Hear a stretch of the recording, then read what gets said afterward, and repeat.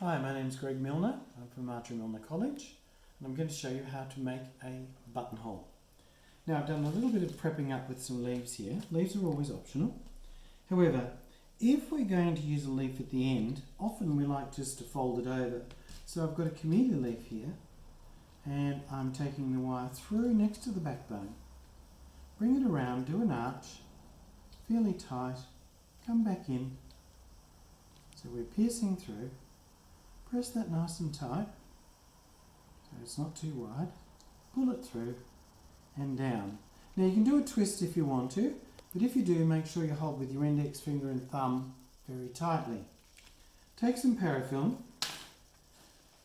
stretch a little bit to begin with, nice so you can see that different transparency there, and tape it around. That's a nice way of finishing off towards the base of a buttonhole. And if we're going to wire up our leaves, this is actually 0.7, but you could also use 0.5. It just depends on the distance of wire that's used. So pierce, that's called a stitch. This is called a mount, and then we parafilm. Now, if your parafilming isn't tight, then I'd suggest the twist. If you know that your parafilming is good, then you're fine with that. So that's how that's done. Things like any little flowers, this is actually diosma, so if they suffered with hay fever, I wouldn't recommend this one. But you can use that. The stem is actually strong enough to use without wiring it. And these days you can also use Oasis glue. I won't show the gluing today, it's another technique, but it's still the majority of florists who do a wired structure. Now, a buttonhole is worn on the left lapel, and a traditional suit will have an actual buttonhole. So traditionally the shank, which is the stem, was not meant to be shown because it was behind the lapel. Now I've cut this fairly short. So commenting on that, we often will expose the shank, but make sure it's not too long. And these days you can even bind it with things like China knot. So I've done a pierce and a mount, and then we're going to parafilm. Now that's a 0.90 gauge, so it's quite strong.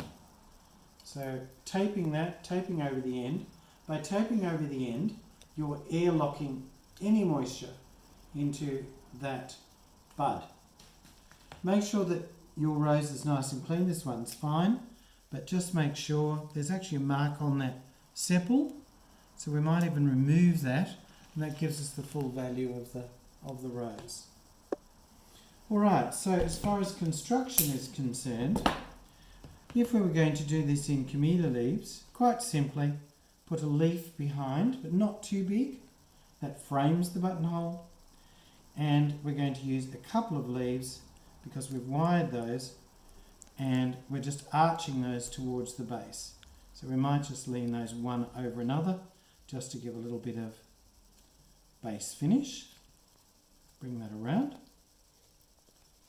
Now that's actually going to give us a full camouflage against the lapel itself, like so. We can put a little bit of diosma, just a few little pieces around, just to give a little bit of relief, soften it down a bit, which is quite nice.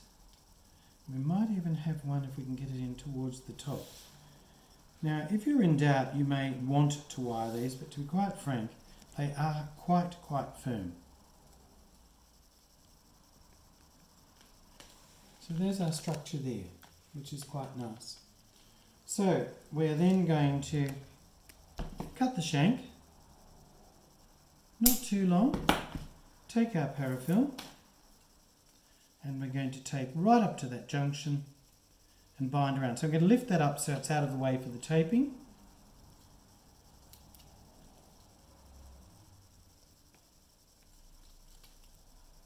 Then position back down again.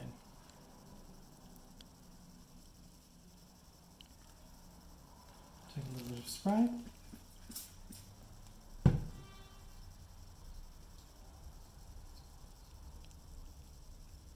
So that's a nice little traditional buttonhole, and the angle of it means that it's going to sit flat against the lapel. Now you would supply either a couple of pearl top pins or pins. You may also use a T-bar.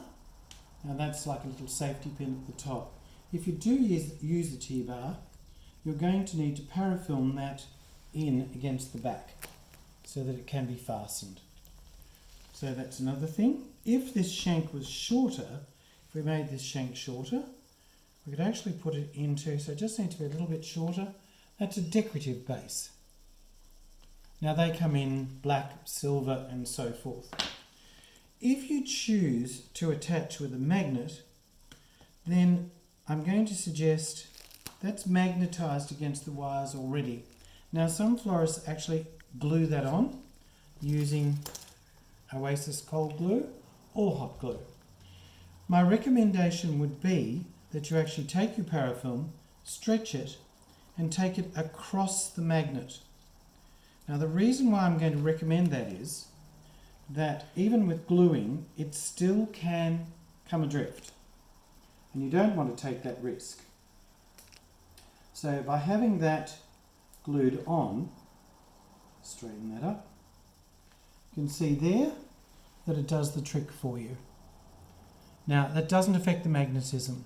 So one magnet under the lapel and this one on top. Righto. So again, a nice little buttonhole. I'm going to put that one down and we're just going to look at a very simple couple of flowers. So I've got a little bit of garrier here and I'm just going to create a little formation and we'll go downwards here because we've got the wire across the thumb. So we're creating a little base there to work with. We're going to start with our smaller flower coming up, place it into the mechanics. I've got a little bit of colour here in the gypsy, which is diosma. We're going to put our base Elstrom area in. Might bring a little bit of that colour up.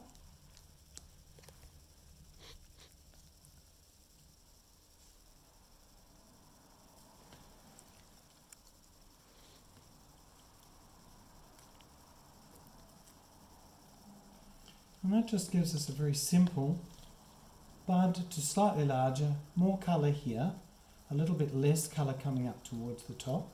Because that's on a wire I can turn it. And then we've got the camouflage here with regard to the shank.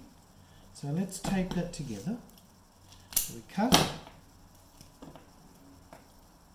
parafilm together. Now if you've got flowers like hyacinths or agapanthus or stephanotis, single flowers, this is quite a good method to observe.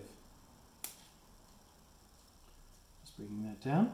Now as far as finish is concerned, there are so many different things that you could do. If it's earthy, we could cut a little bit of this, and this is where the glue comes in, and we could actually bind over that, just in that sort of effect, quite simply, and just do a simple little bind, and the glue would hold that. It's also possible to use something like China knot, and these come in all different colours.